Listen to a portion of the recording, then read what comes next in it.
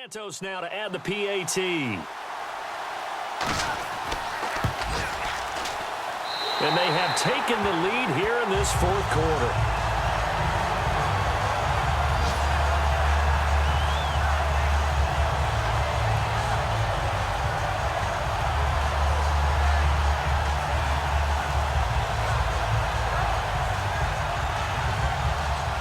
The kickoff unit is out on the field, and they will send this one away. This is taken at the 3. Oh, a nifty juke there. Not much fun for a guy trying to tackle him. And he'll get across the 20 before he's brought down at about the 23-yard line. The Ravens offense now, they get set to head back on the field. Last time they were out, they scored. Still trailing here, though, so some work to do.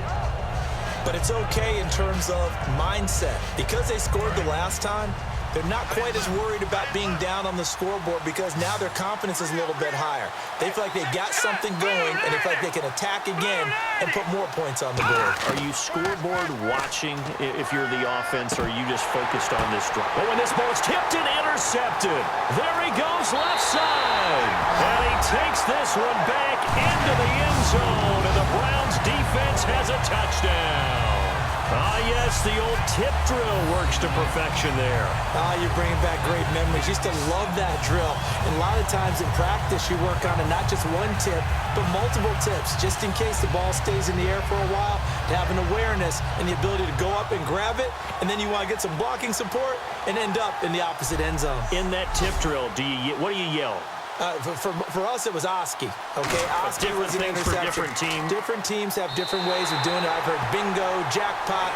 The worst I ever heard, though, was Frankenstein. You don't want it to be a three-syllable word. Yeah. You want to get it right down and go. Oski is really the preferred word. Oski. Free kick out of bounds. Kicking team. So bad mistake there by the kickers. The ball goes out of bounds.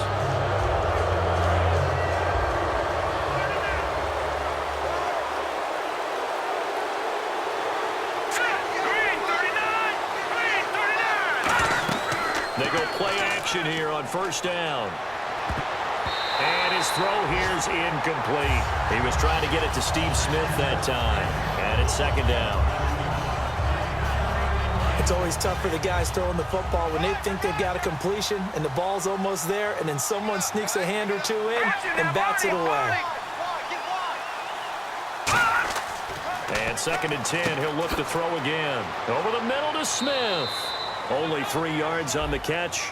It's third down. And with this drop-off from last week, you know, a guy of his caliber, he doesn't take this very well, does he? No, not at all. And right now it's a matter of who wants to even be around him at this point and who can be around him, maybe to help him settle down or just to listen to him a little bit and let him vent so he can get it out of his system. It's just such a stark difference from what we saw last week.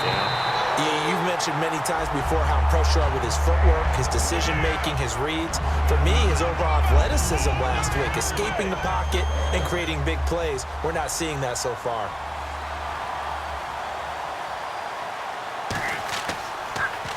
And he'll get this away into the icy winter air. And a bit of a mistake there. This is well into the end zone for a touchback. And now Cleveland geared up to take the field. And that last drive, a long drive, but not just that. They had a great air attack going. Do they stick with that? I would think that they would, because if they were confident enough to do it on the last drive, starting backed up in their own territory, why would you change anything? They've got to be confident about what they're presenting and continue to do so. Yeah, because the secondary, they really look clueless. And that was amazing because that drive went and went, no adjustments, and no big plays by the defense to knock the ball away. 2 yards on the carry there. It'll be second down. And in this situation with the lead fourth quarter, they're liking keeping the ball on the ground, I'm sure. That's just smart football, but you know the defense has to know it as well. They've got to stop them here. So now we're going to see that loading the box in a big way. 6, 7, 8, 9, whatever it's going to take, puts a little bit more pressure on your big offensive line. 4 yards on the pickup there as it'll leave them with a third and about 4 more for a first. We always like to talk about defense in terms of levels. First level defensive line, second level linebackers, third level defensive backs. On that run, That was what we call a first-level run, and it was stopped by a second-level player. It's a pickup of 16 there, and it'll lead to a new set of downs.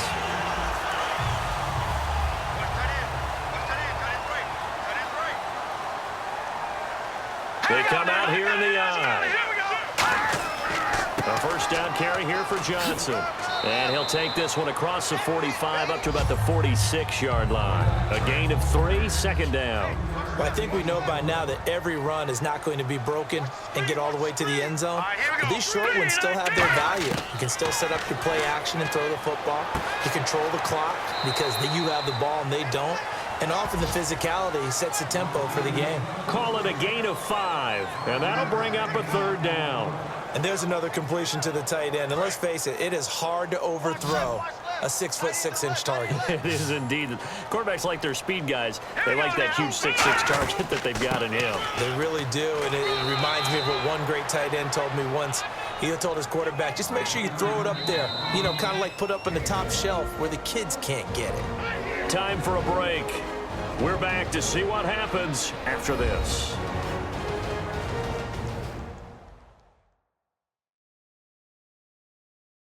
So the Browns in possession of the football here as we get you reset. They're looking at a fourth down now as they try to hold on to this lead for dear life. Here's Andy Lee now as he'll punt it away for the 4th time today.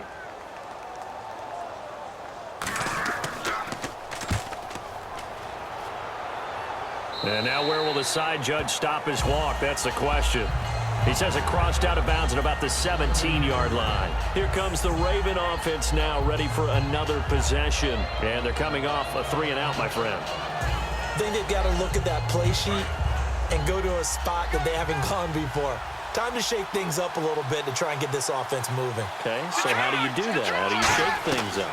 You look at what you called before, realize it hasn't worked Go to so something well, else. and maybe try and find one of those special plays from one of your better players, and maybe try and hit something big and get things going in the excitement area. Back to throw. He's going to find his running back. It's complete.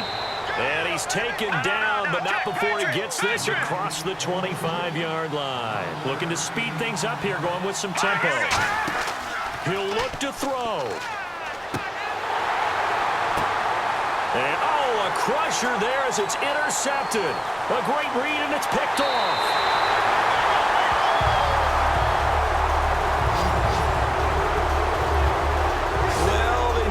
Touchdown and the two-point conversion, but they're not going to get a shot at either. This is a great play here defensively, Brandon, and at a time that they sorely needed